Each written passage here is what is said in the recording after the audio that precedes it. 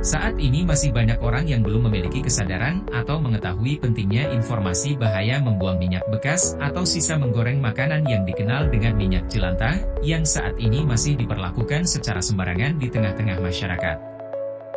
Berkaitan dengan itu, Ketua Peneliti Matching Fund 2022 Reka Ayu Hapsari, SHMH telah melakukan penelitian berjudul Penguatan Instrumentarium Yuridis bagi Sistem Pelestarian Lingkungan Hidup pada Penanganan Limbah melalui optimalisasi aplikasi Jelantre guna mendorong kesadaran masyarakat. Penelitian itu dilakukan bermitra dengan PT Manupak Abadi.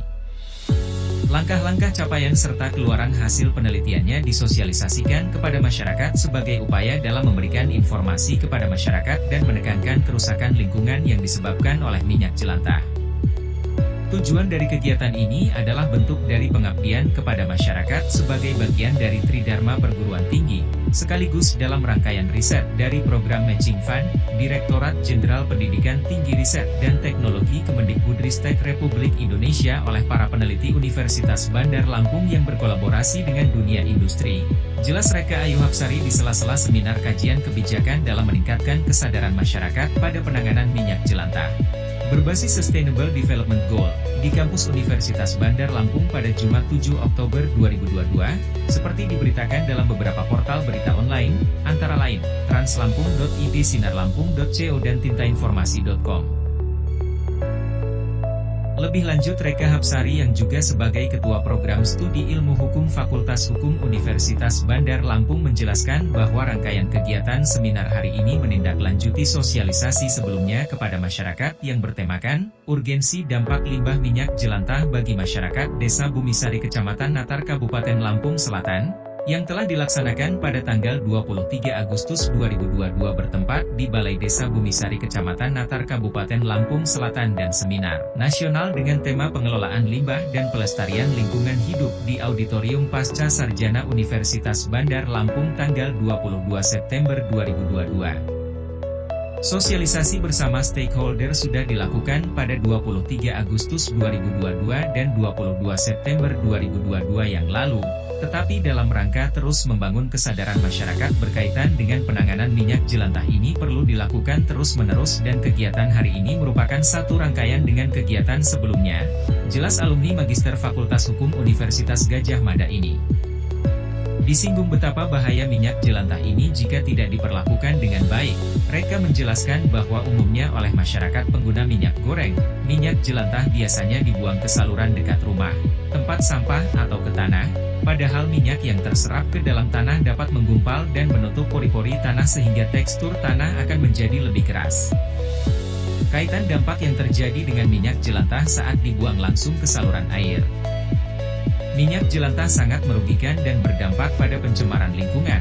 Selain itu juga bisa menyebabkan saluran tersumbat, karena minyak jelantah berubah menjadi gumpalan lemak pada saluran air sekitar. Saat musim penghujan datang, tanah tidak bisa menyerap air dengan baik sehingga berpotensi menimbulkan banjir, papar Reka.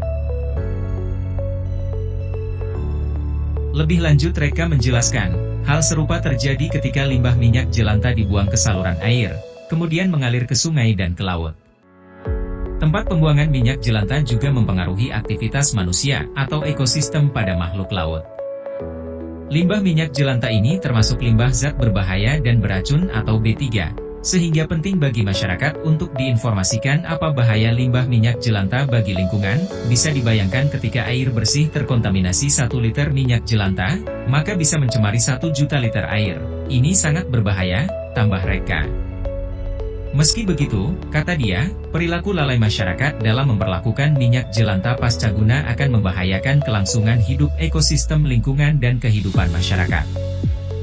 Limbah ini mengandung senyawa karsinogenik penyebab kanker, yang terjadi selama proses penggorengan. Jika masyarakat mengabaikan dan membuang minyak jelantah misalnya dalam kantong plastik, atau botol, atau diberikan kepada orang asing dan tidak kompeten dalam mengolah limbah minyak jelantah ini, maka akan ada praktik mafia minyak jelantah, di mana mereka bisa mengganti limbah minyak jelantah dengan proses yang cukup berbahaya dengan menjadikannya minyak curah yang kemudian dijual di pasaran lalu dibeli oleh masyarakat dan ini bisa menjadi sumber malapetaka. Dengan demikian jelas bahwa pemakaian minyak jelantah yang berkelanjutan dapat merusak kesehatan manusia, menimbulkan penyakit kanker dan sekaligus mencemari lingkungan hidup. Untuk itu perlu penanganan yang tepat agar limbah minyak jelantah ini dapat bermanfaat dan tidak menimbulkan kerugian dari aspek kesehatan manusia dan lingkungan hidup. Untuk membangun kesadaran masyarakat dan menekan kerusakan lingkungan hidup dari sektor abainya penanganan minyak jelantah, ada beberapa hal yang perlu dilakukan, diantaranya bagaimana masyarakat dapat menyadari bahwa limbah berbahaya ini dikumpulkan. Kemudian ada pihak perusahaan atau pihak ketiga yang melakukan pembelian kepada masyarakat untuk diolah kembali secara legal. Hal inilah yang menyebabkan kegiatan ini akan berlangsung cukup lama. Semoga pada akhirnya nanti akan tumbuh kesadaran. Masyarakat perlunya solusi dalam menangani minyak jelantah ini yang tidak lagi mengancam lingkungan dan kesehatan serta bernilai ekonomis bagi masyarakat, pungkas Reka.